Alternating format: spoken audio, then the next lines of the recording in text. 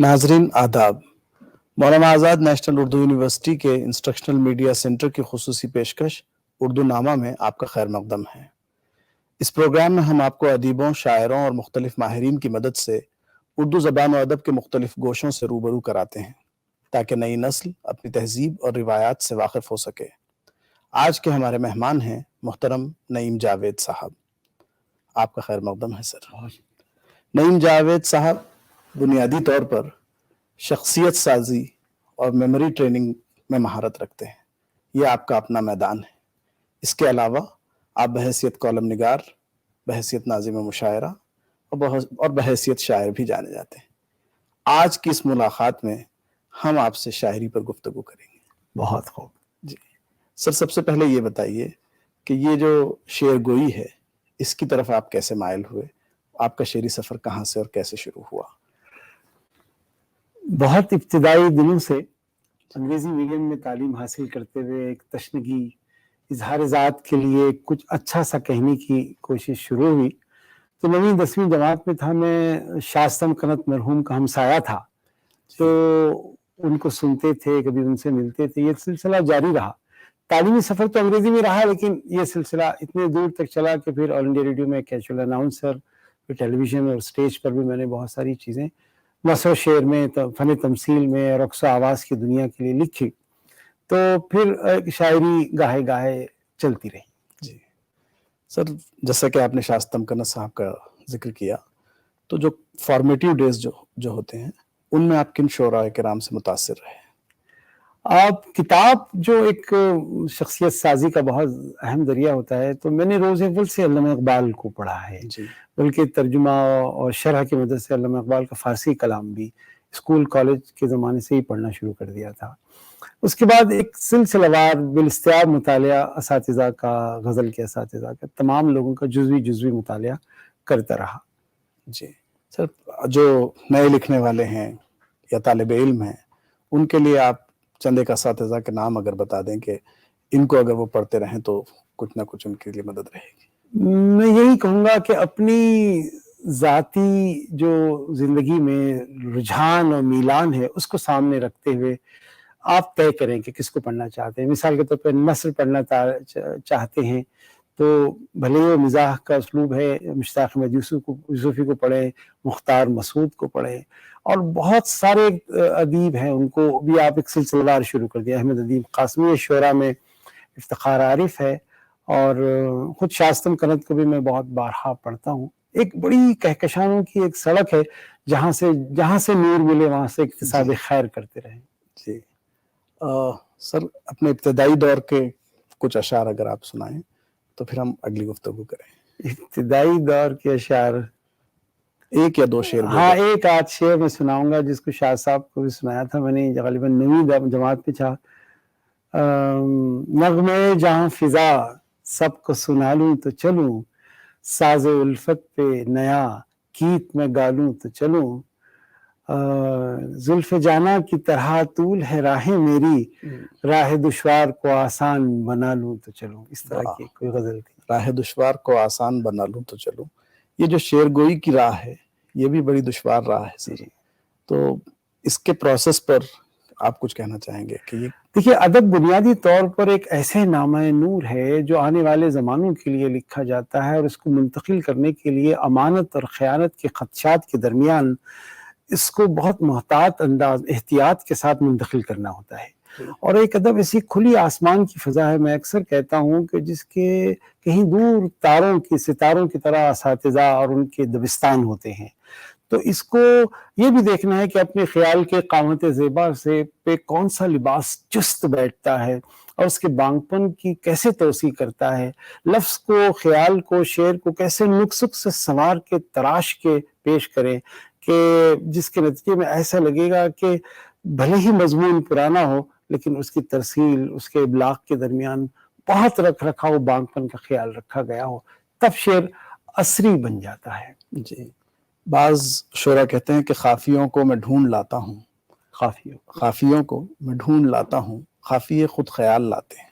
वाह! तो इस ज़िमन में आपकी क्या राय है कि क्या शायरी सिर्फ ख़ाफ़िया पैमाई है या उसके आगे भी कोई चीज़ है? اس احاطے سے؟ میں یہ کہتا ہوں کہ یہ کرافٹ شپ بھی ہے اور ایک خاص قسم کی وجدانی سرگرمی بھی ہے، کیونکہ قلبی حضوری بھی رہتی ہے شعر میں، قلبی حضوری بھی رہتی ہے، ایک روحانی ارتکاز بھی رہتا ہے۔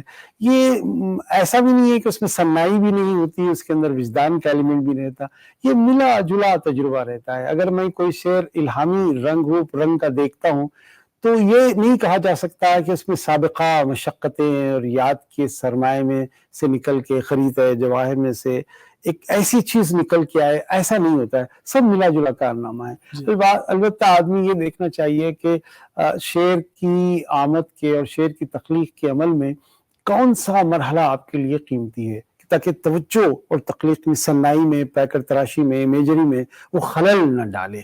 اگر آپ کو محسوس ہو کہ اس وقت احساس ہی آپ کی ایک توانا قوت ہے اور جذبات ہی آپ کا ہاتھ تھامے ہوئے لے کے چل رہے ہیں، تو اس کے ساتھ چلنا چاہیے۔ ورنہ اگر قوافی اور ردیف اور بہت سارے لفظیات کو سامنے رکھ کے بھی کیے جا رہے ہیں تو یہ مشق سخن بری نہیں ہے، بشرطے کہ اس کے اندر کوئی ماسٹری آ نہ جائے۔ جی سر، ایک بات رجحانات کے اعتبار سے جو کہی جاتی ہے کہ فلاں فکری زاویے کے تحت یہ شعر کہا گیا، فلاں ایزم کے تحت یہ شعر کہا گیا، تو آپ بحیثیت شاعر کیا محسوس کرتے ہیں کہ ان کا کتنا اثر آپ کی شاعری پر یا دیگر شعراء کے پاس آپ دیکھتے ہیں کہ کسی ایزم کے تحت یہ شعر کہا جا رہا ہے؟ جی، بنیادی طور پر یہ رویہ تو ہے کہ رویے، رجحانات، ازمس اور نظریات کی توسیع و ترسیل میں وہ ایک پروپیگنڈے کی سطح تک بھی لے کے گیا ہے، لیکن شاعری کی اپنی ایک شریعت ہوتی ہے جی، اور وہ نعرہ و چیخ و سلوگن بننے کے بجائے اس کے اندر اس کے جو تقاضے ہیں شاعری کے، کہ وہ غیر مرئی پیکروں کو ایسے بنائے کہ غیر موجود منظروں کی ایسی صورت گری کرے کہ آدمی کو ایک سے زیادہ تعبیروں کا امکان نظر آئے، کہ اس کو یوں بھی لگا کہ اس کے اندر ایک تحریب بول رہی ہے، اس کے اندر ایک رجحان بول رہا ہے اور اس کے اندر رومانٹسزم بھی آ گئی ہے۔ تو اس طرح سے شعر کی ابعاد، شعر کی وسعتیں، اس کے آفاق اتنے وسیع ہو جاتے ہیں کہ وہ یوں لگا جیسا کہ گویا یہ بھی میرے دل میں ہے والی بات ہر دبستان کا آدمی محسوس کرتا ہے کہ یہ کچھ اپنا سا ہے۔ جی سر، کچھ اشعار آپ کے سنا دیجئے، پھر ہم اگلی گفتگو۔ اچھا، میں ایک غزل جی کچھ اشعار سنا دیجئے۔ جی، میں ایک غزل میں آپ کے سامنے سنانا چاہوں گا۔ عرض کیا ہے کہ میں اپنے خوابوں کے آفتابوں سے خود ملوں گا سحر سے پہلے، جی، میں اپنے خوابوں کے آفتابوں سے خود ملوں گا سحر سے پہلے، سنبھال رکھی ہے میں نے ہمت بلندیوں کے سفر سے پہلے، سنبھال رکھی ہے میں نے ہمت بلندیوں کے سفر سے پہلے۔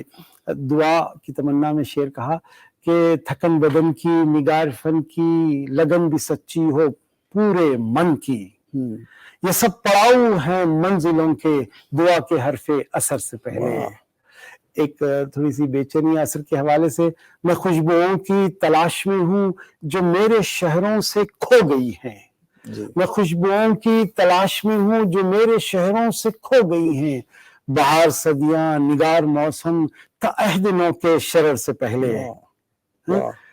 یہ کس میں دیکھیے نئی نسل جو اردو سے تھوڑے سے فاصلے بن رہی ہے، وہ ایک کرب کہ یہ کس نے چھینی ہے نسل نو سے متاع اقبال میر و غالب، یہ کس نے چھینی ہے نسل نو سے متاع اقبال میر و غالب، فقیر نسلیں زباں میں لکنت جھکے ہوئے سر خطر سے پہلے۔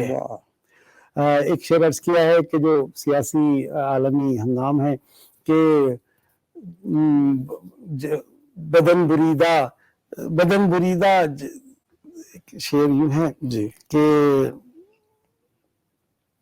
نہت شہری، شعر عرض کیا ہے، نہت شہری بدن بریدہ جدید مقتل میں سچ چکے ہیں، نہت شہری بدن بریدہ جدید مقتل میں سچ چکے ہیں، نئے ہلاکوں نے کر لیا ہے نظر پہ قبضہ خبر سے پہلے۔ اور آخری شعر اسی دو شعر اور کہ میرے تصور کی مملکت میں ہے سارے انسان چاند تارے، میرے تصور کی مملکت میں ہے سارے انسان چاند تارے، یہ وزن عالم میرے لیے ہے میں نور پہ کر قمر سے پہلے۔ اور آخری شعر کہ شب تحیر کی تیرگی میں جہان دانش کے چاند ڈوبے، شب تحیر کی تیرگی میں جہان دانش کے چاند ڈوبے، میرے چراغوں کو لو سنبھالو یقین ہے شامل سفر سے پہلے، میرے چراغوں کو لو سنبھالو یقین ہے شامل سفر سے پہلے۔ بہت شکریہ سر۔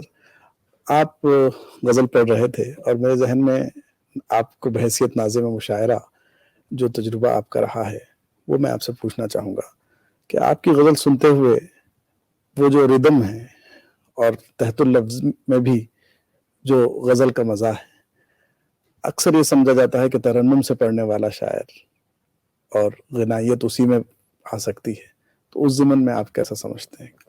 دراصل مشاعرے کی ایک جو جدید صورت گری ہے وہ عوامی انٹرٹینمنٹ کی ہے، تو ہم آڈینس اور آڈیٹوریم میں بیٹھے ہوئے عوام سے یہ نہیں کہہ سکتے کہ آپ کتاب سے گریزاں کیوں چلے آئے، تو جو آ چکا ہے وہ آپ کا مہمان ہے۔ تو ایک زمانے میں تالی بجانا تو بہت بری بات مانی جاتی تھی، تالی لاحقہ ہے۔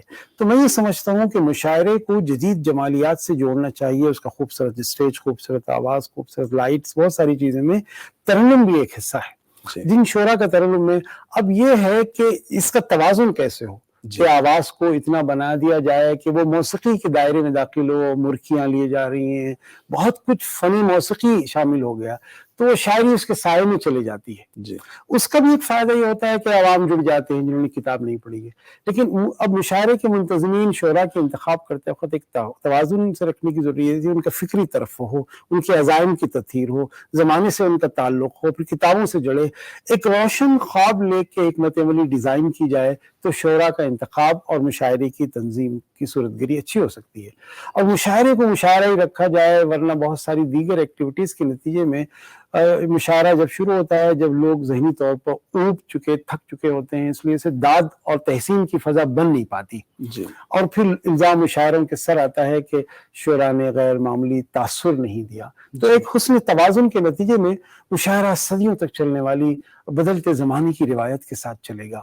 میں مشاعرے کو ایک بشارت، ایک سوغات سمجھتا ہوں۔ جی سر، آپ کا تعلق چونکہ حیدرآباد سے بھی ہے اور سعودی عرب سے بھی ہے، اور جس طرح کے ابھی اشعار بھی آپ سنا رہے تھے، تو یہ جو ہجرت والا معاملہ ہے، اور آپ کیا دیکھتے ہیں کہ وہ کرب کہیں نہ کہیں اشعار میں بھی آ جاتا ہے؟ جیسے ابھی جب آپ نئی نسل کے تلفظ کی اور ان کی لکنت کی اور دوسری باتوں کا ذکر کر رہے تھے، تو کہیں نہ کہیں ایک نوسٹالجیا والی کیفیت اس میں نظر آتی ہے، وہ اس ضمن میں آپ کچھ کہیں گے؟ آپ نے بہت سارے اہم سوالات، بڑے ایک علمی مقام رکھنے والے آپ نے چھیڑ دیا۔ میں کہیں سے چھوڑتا ہوں اکائیوں کو۔ ایک تو میں روز اول سے یہ کہتا ہوں کہ میگا مائیگریشن، اجتماعی ہجرتیں انسان کے تشخص کو ہلاکت میں ڈالنے والی ہیں۔ کچھ لوگوں کو تو اپنے گھروں میں رہنا چاہیے۔ اچھا، دوسری بات شاید یہ فلسفیانہ اساس رکھتی ہو، لیکن میری تمنا یہ ہے کہ ہم دو لفظوں کا احتساب کریں اپنی زندگی میں۔ میں خوش کس سے ہوتا ہوں، غم کس سے مناتا ہوں؟ ایک بنگلہ بنے نیارہ میری تمنا ہے، یا غم کو میں اتنا آرگنائز کرتا ہوں کہ غم میری زندگی کا حصہ بن جاتا ہے؟ تو اسی مسرتوں کی تلاش میں ہجرتیں ہوتی ہیں، اسی مسرتوں کی تلاش میں لوگ بھاگ دوڑ کرتے ہیں۔ اب رہی یہ بات کہ اچھے گھرانے جو ہوتے ہیں حسن تلفظ پہ کمال کرتے ہیں، کیونکہ ایک شعر مجھے یاد آتا ہے، تھاٹ ڈائنامکس ہمیشہ مادری زبان میں ہونی چاہیے، کہ جاتی نہیں، کسی شاعر کا شعر ہے، جاتی نہیں دماغ سے لکنت خیال کی، جاتی نہیں دماغ سے لکنت خیال کی، جب لوگ سوچتے ہیں پرائی زبان میں۔ تو آدمی اپنے گھر گرہستی میں، ہمارے گھر میں ایسا ماحول تھا کہ ہمیں حسن تلفظ پہ تاکید کی جاتی تھی، تو زبان و بیان کے بارے میں ممکنہ حد تک اس بات کی کوشش یہ آ سکتی تھی کہ ایسا لگے کہ ہم پڑھے لکھے لوگ ہیں، اور اس کے بعد اپنے اپنے سبجیکٹس کی مہارت رہی، تو یہ مرحلہ اس طرح سے طے ہو سکتا ہے۔ اور کتاب کا تعلق بڑھنا ضروری ہے، کیونکہ ہم صاحب کتاب ہیں، اور کتاب سے ہمارا روز اول کا تعلق ہے، تو وہ بھی ایک سلسلہ رہے، اور ہجرت ایک محدود ہو، اور تھوڑا سا غم اور مسرت کو تھوڑا سا کرٹل کیا جائے، اس کو تھوڑا سا قابو میں لایا جائے، تو بہت سارے چیزوں سے ہمیں وقت مل سکتا ہے، ہمیں علم کی طرف آ سکتے ہیں۔ جی بہت شکریہ سر۔ کچھ چند ایک اشعار اگر آپ اور عطا کر دیں تو اچھا، ہمارے یہ میرے لیے بڑی ناظرین کے لیے۔ سعادت ہے کہ ایک اچھی محفل آپ نے جسے برپا کی۔ میں ایک غزل کے کچھ شعر آپ کو سناتا ہوں، دیکھیے گا۔ میں مصور ہوں، عرض کیا ہے، میں مصور ہوں، تصور کا جہاں سوچتا ہوں، میں مصور ہوں، تصور کا جہاں سوچتا ہوں، خاک زادہ ہوں مگر ارض و سما سوچتا ہوں۔ آئیے، ڈھائے جاتے ہیں کبھی ممبر و محراب تو میں، ڈھائے جاتے ہیں کبھی ممبر و محراب تو میں، نغمہ روح کی موت قتل اذاں سوچتا ہوں، نغمہ روح کی موت قتل اذاں سوچتا ہوں، زمزم ذکر تیرا یاد دھڑکن کا سبب، زمزم ذکر تیرا یاد دھڑکن کا سبب، تیری یادوں کو میں سرمایہ جاں سوچتا ہوں، حوصلے بانٹتا پھرتا ہوں میں بستی بستی، خوف و دہشت کو دو عالم کا زیاں سوچتا ہوں۔ اردو پر ایک شعر کہ حرف پھولوں کا بدن لفظ جادو کا متن، حرف پھولوں کا بدن لفظ جادو کا متن، بات کرنے کو میں بس اردو زبان سوچتا ہوں۔ ایک شعر جو واقعی میرے لیے سرمایہ بھی ہے، میری والدہ جو ان کی دعائیں ہمیشہ میرے ساتھ رہتی ہیں، حیات ہیں، کہ تیرا آنچل تو میری ماں ہے غلاف کعبہ، تیرا آنچل تو میری ماں ہے غلاف کعبہ، تیرے دامن کو میں کعبے کی امان سوچتا ہوں، تیرے دامن کو میں کعبے کی امان سوچتا ہوں۔ آخری شعر جو اکثر کہتے ہیں کہ جوانی کا ایک نیا تصور اقبال نے بھی دیا تھا کہ ہے شباب اپنے لہو کی آگ میں جلنے کا نام، ایک میری تمنا دیکھیے شعر میں کہ دل مہمات میں گم، اس شعر پہ غزل تمام کر رہا ہوں، دل مہمات میں گم اور جاں عزائم میں مگن، دل مہمات میں گم اور جاں عزائم میں مگن، ایسے بوڑھوں کو جوانوں سے جوان سوچتا ہوں، ایسے بوڑھوں کو جوانوں سے جوان سوچتا ہوں۔ تو ایسے بوڑھوں کو جوانوں سے جوان سوچتا ہوں۔ ناظرین، یہ تھے جناب نعیم جاوید صاحب جو اپنے شعری سفر سے متعلق گفتگو کر رہے تھے۔ اردو نامہ کی اگلی نشست میں ایک نئے عنوان اور ایک نئے مہمان کے ساتھ ہم پھر حاضر ہوں گے۔ تب تک کے لیے دیجیے اجازت۔ آداب۔